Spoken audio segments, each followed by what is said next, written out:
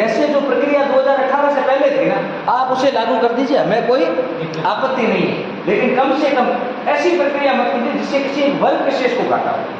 क्योंकि जो अब कुछ भर्तियां देख लो, उस भर्तियों में ओबीसी की सारी सीटें ही लेफ्ट हो रही, उन सीटों पर कौन जा रहे हैं? एक्स सर्विसमैन जा रहे हैं। एक्स सर्विसमैन का रेशियो तो देखो ना आप, जाट वगैरह इन जातियों में ज़्यादा है, भाई एक्स सर्विसमैन तो ज़्यादा इनमें ही है, ठीक है ना, इसीलिए ये आंदोलन चल रहा है। और रही बात भाई अपने को मेरिट क्लासेस का इस आंदोलन के बारे में भाई क्या कहना है क्या नहीं कहना है, तो मेरी बात सुनो। एक तो मेरिट क्लासेज हमेशा अभ्यर्थियों के हितों में खड़ी रही है, चाहे 2014 का आंदोलन हो, 2015 में हो, 2016 में, कभी मेरिट क्लास हमेशा रही है, ठीक है ना। और आज भी अपन किसके पक्ष में है? अभ्यर्थियों के पक्ष में है, ठीक है। बस ये है कि आप अपनी पढ़ाई को खराब मत करो, ठीक है।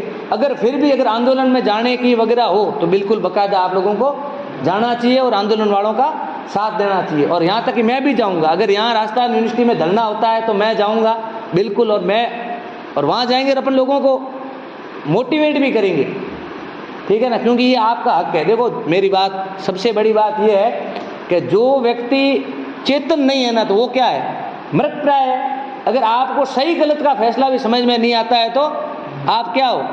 मृतप्राय हो। जहाँ गलत हो वहाँ पर आपको खुलकर उनका विपक्ष और विरोध करना चाहिए, और जहाँ सही हो वहाँ पर आपको सबके साथ खड़ा रहना चाहिए, बिल्कुल।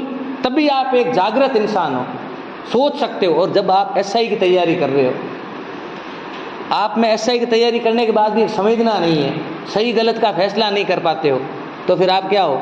एसआई बनने के भी लायक नहीं है, ठीक है। तो आपको एसआई बनना है तो एक जागृत इंसान बनना पड़ेगा पहले। और जागृत इंसान कौन है? जो सही और गलत को समझ सके, और जहाँ गलत हो रहा है उसका विरोध कर सके। चुप नहीं रहना है। क्या करना है? चुप नहीं रहना है। हरिओम पवार की 2 लाइनें हैं, सुनोगे? क्या है?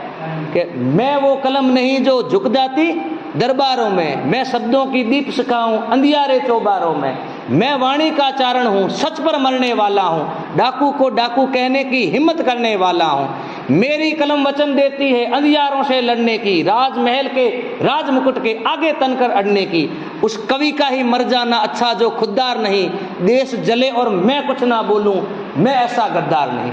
अगर सरकार गलत कर रही है, सरकार का कोई गलत कदम है, तो आपको उसका क्या करना चाहिए? विरोध करना चाहिए। और बिल्कुल मेरिट क्लासेस इस आंदोलन के साथ है और साथ रहेगी, ठीक है, बिल्कुल। अब आगे कल अच्छी क्लास है और पढ़ाई भी करते रहना साथ में। चलो ठीक है।